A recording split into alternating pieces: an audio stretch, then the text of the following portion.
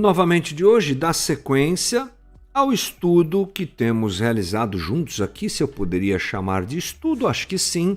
Sempre na live a coisa é um pouco mais rápida, mais enxuta, mas não deixa de ser um estudo sobre o livro de Paulo aos Efésios. Estamos navegando, trafegando, andando em cima desse texto, tentando aprender melhor o que Paulo disse ao escrever a carta aos Efésios. Nós estamos no capítulo 3 e vou dar aqui uma rápida recapitulação para nós nos lembrarmos em que pé estamos. Na primeira parte do capítulo 3, Paulo apresentou aquilo que nós podemos chamar de centralidade bíblica da igreja. Paulo fala sobre a importância da igreja e como ela é parte do plano divino de redenção da humanidade. Ela tem como alvo agregar, ou ela é, até muda a minha colocação, a igreja é esse ambiente onde os redimidos, a nova comunidade de Deus, se junta, né, para viver a fé em Cristo Jesus.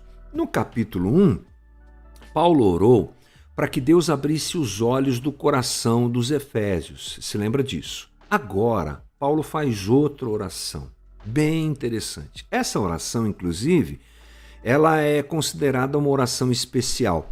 Os estudiosos dizem que é a mais sublime oração da Bíblia. Olha só, ela é até classificada desse jeito. E nós precisamos prestar atenção no que Paulo fala, porque nós colocamos na oração aquilo que nos preocupa, né? Além disso, nós expressamos aquilo que cremos através da nossa oração. O professor Zé Machado, não esqueço nunca essa afirmação, disse que, numa das minhas matérias no seminário, que a oração expressa a nossa teologia. E é uma grande verdade, eu não tinha pensado nisso até ouvir isso. Então, Paulo está, nesse momento, com o seu coração preocupado em algumas coisas, e ele ora pelos Efésios, ele coloca o seu coração nessa oração que ele realiza. Vamos ali colocar nossa tela que pode nos ajudar. Opa, tá errado aqui, mas espera aí, vamos arrumar aqui, fazer isso, pronto. Agora ficou bonito, ó. Então vamos lá, vamos pensar juntos que oração especial é essa oração que Paulo faz a Deus pela vida dos Efésios. Vamos lá no capítulo 3, versículo 14. Diz assim: por essa razão, ajoelho-me diante do Senhor, aliás, diante do Pai, do qual recebe o nome toda a família nos céus e na terra. Oro para que, com as suas gloriosas riquezas, ele os fortaleça no íntimo do seu ser com poder, por meio do Espírito Santo. Então vamos lá, vamos tentar entender melhor o que Paulo está dizendo. Paulo está dizendo aqui, olha, por essa razão ajoelho-me. Qual a razão de Paulo? Por que ele se ajoelha e ora? Duas coisas para nós entendermos aqui. Primeiro, porque Paulo tem um profundo interesse por esses que são os seus discípulos, por esses que são participantes do povo de Deus e que foram alcançados e agora fazem parte da comunidade da fé através da própria ação de Deus, através da vida de Paulo. Paulo ama o pessoal lá de Éfeso, não é? E ele é sincero nisso e ele está orando porque ele se importa com essas pessoas. Ele tem uma preocupação grandiosa com os gentios a quem ele prega e com aqueles que já se converteram e fazem parte da igreja.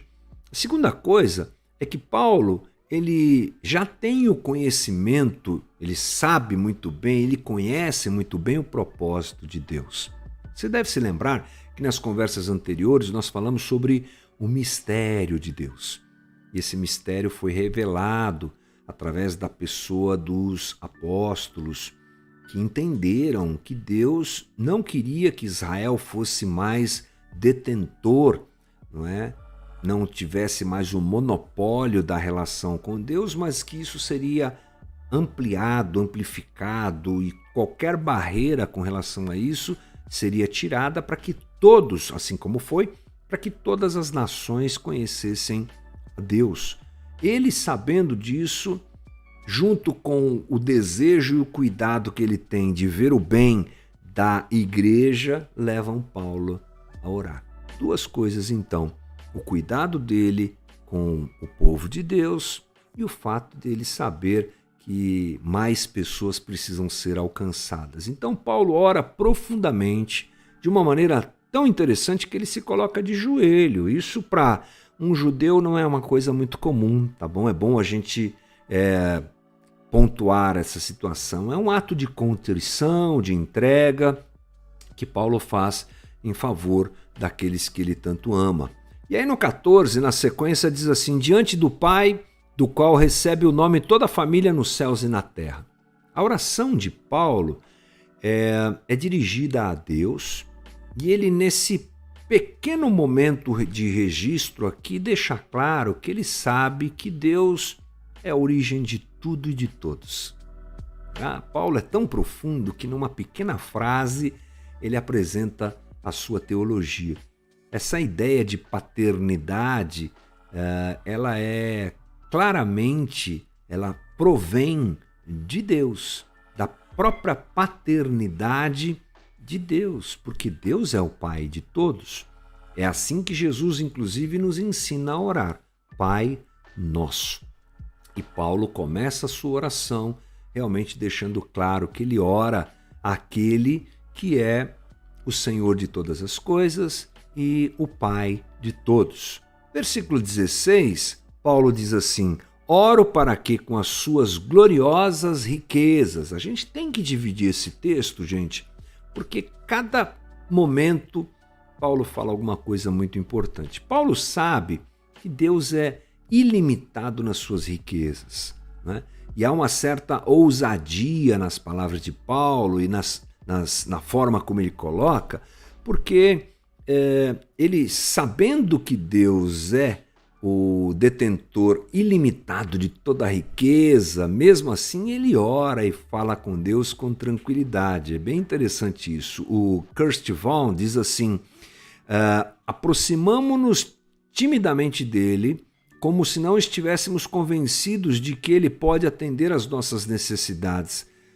Aprendamos com inspirada oração de Paulo que jamais poderemos esgotar os recursos de Deus. Ou seja, esse estudioso aqui está dizendo o seguinte: nós precisamos aprender como Paulo, que sabendo que Deus é ilimitado naquilo que ele nos dá, né, as suas riquezas são ilimitadas, tenhamos liberdade de falar com ele e de apresentar as nossas necessidades. No 16, na sequência, ele diz assim: ele os fortaleça no íntimo do seu ser com poder, por meio do seu Espírito, para que Cristo habite em seus corações mediante a fé.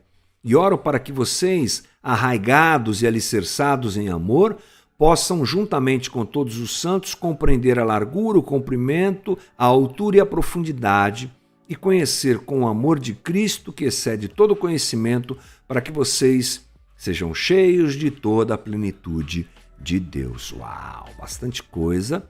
Nós vamos dividir esse texto em trechos aqui e vamos falar sobre duas situações importantes que Paulo relata aqui, e amanhã nós continuaremos nos aprofundando um pouco mais. Bem, Paulo pede algumas coisas. A primeira delas, que o pessoal lá em Éfeso sejam fortalecidos no íntimo com poder.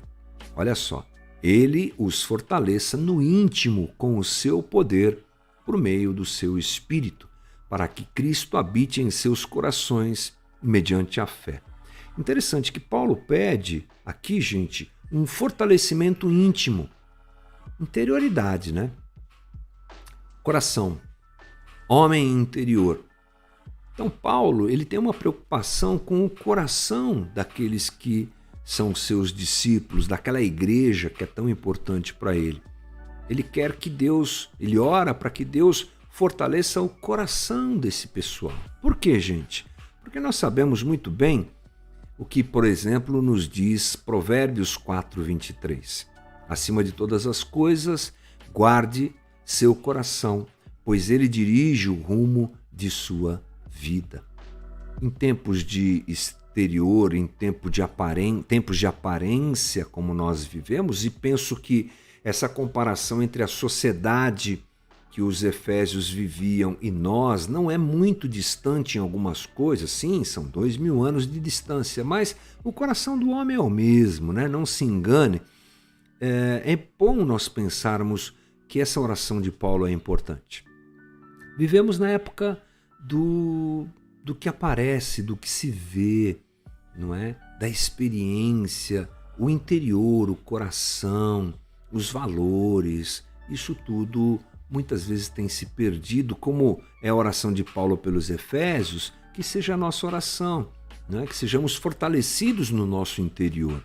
Jesus se interessa e se relaciona com o coração, não com a aparência, nós sabemos bem. E Paulo quer que o coração dos Efésios seja cheio de Cristo, para que Cristo habite seus corações mediante a fé, né? Interessante que no grego há duas palavras aqui, deixa eu ver onde é que eu estou aqui nas minhas anotações, é isso mesmo. No grego existem duas palavras, deixa eu achar aqui, ó, muito bem. Duas palavras para se referirem ao termo habite, porque nós habite. Então a primeira delas, a palavra paróikos, quer dizer alguém que vive na terra como um estranho, que reside na terra temporariamente. Mas Paulo, é óbvio que não usa essa palavra, ele usa outra palavra, que é a palavra katoikeo, que quer dizer algo tipo habitar, residir, morar. Então, quando Paulo fala sobre Cristo habitar o coração dessas pessoas, é esse tipo de abordagem que ele está fazendo, né? Uma morada permanente, definitiva. Não é alguma coisa que vai acabar, que vai embora. Isso é muito importante. A oração de Paulo tem a ver com realmente intimidade e a permanência de Jesus e a realidade da permanência de Jesus na vida daqueles irmãos. O Russell Shedd, professor Russell Shedd, diz assim: tal palavra significa tomar conta de toda a casa, tendo autorização e preocupação completa de forma a poder fazer limpeza nas despensas se quiser, mudar a mobília como quiser, jogar fora o que quiser, ele é o dono da casa. Olha a oração de Paulo como, em uma frase, apresenta uma profundidade incrível. Ele ora para que os de Éfeso tenham Jesus morando em seu interior como dono da casa, que quem manda é ele. Uma boa oração, uma boa reflexão para a gente. Os Efésios, eles já eram cristãos, nós não podemos deixar de lembrar disso, né? E ele ora para que eles sejam cheios de Cristo. Isso é importante, porque há então, a partir desse entendimento, a pressuposição de que existem cristãos que não têm Cristo no seu interior. Ou seja, eles são aparentemente cristãos, né? O Hernandes Dias Lopes diz assim: o coração do crente é o lugar de habitação de Cristo, no qual ele está presente não apenas para consolar e animar, mas para reinar. Forte, né, gente? Outra coisa que Paulo faz na sua oração, ele pede que eles sejam arraigados e alicerçados, em amor. Esses termos não são muito comuns para nós, por isso que nós precisamos prestar atenção e estudar um bocadinho para entender melhor isso.